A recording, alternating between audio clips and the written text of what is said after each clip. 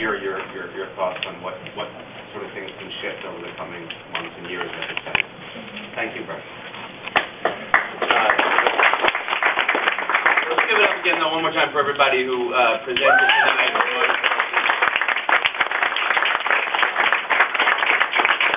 What folks in this room have done to kind of keep the contest alive, sort of at every step of the way, from Norm's extraordinarily detailed blogging to just what everyone in the room has done to make sure that no detail really goes unscrutinized or unchallenged at both the day-to-day level and at the big picture level is really extraordinary. So I want to give a lot of credit. And I do want to just give a special extra bit of credit to my colleague in the council. I mean, I know you all know this, but what she has done to hold the political space for something different to be thought here is a great force of will on a regular and consistent effort. So I really think we want to give it up.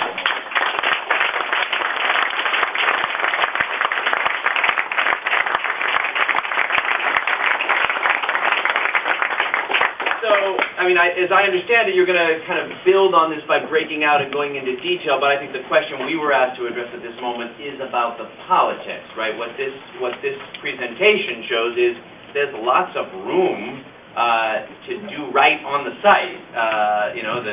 The arena block is what it is, but there is a lot else left, and what the connections will be between the communities, and what the density will be, and what the program will be, and what the and what the transportation, and what the open space will be. They're all there still to be decided, and they're not going to be what was originally proposed. So there's lots of room to figure it out, and the real question, is, unfortunately, as it has always been, where does the political space come from to make the community's vision inform what happens there, and not the developer's vision?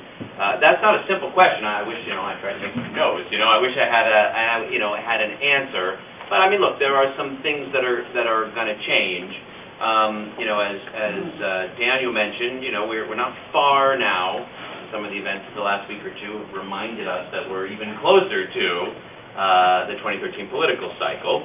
And that creates a space, I think, at a few levels. First, I really believe there is a deep hunger for a different thinking about what development and neighborhoods and land use planning and community look like in New York City. And it's almost hard to remember it. In so many rooms, the oxygen has been breathed out of those concepts, and it's hard to hold. And the idea that there are other ways of thinking about responsible development, it's hard to think there's a lot of places where people just can't even either allow themselves to remember it, but it really is true.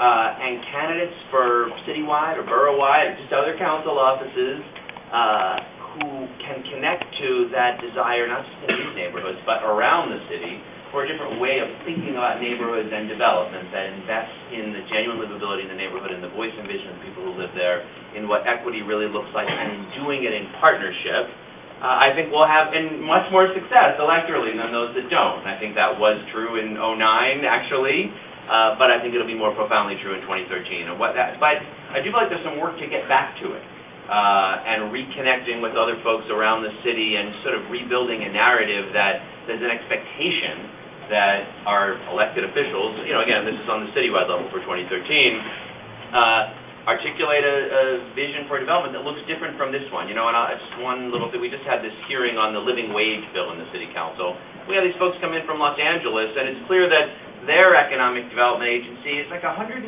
degrees from our development agency. They have living wage policies and safe manufacturing policies and sustainable neighborhoods policies and get people around the neighborhood. I mean, just a whole set of things. You can do it differently.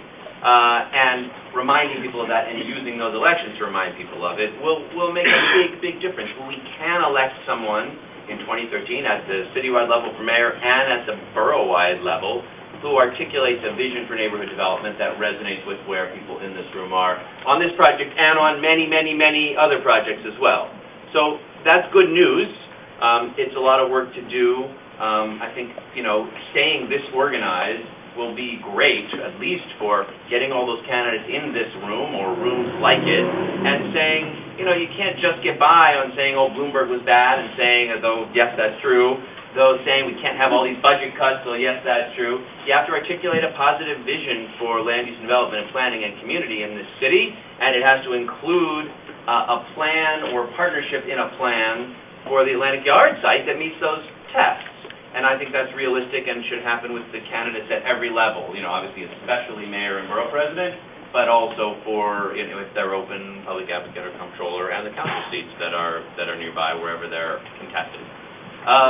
So that is good, and I think a good narrative space. Now the challenge is, of course, that getting the political space at this point doesn't come from the city, it comes from the state.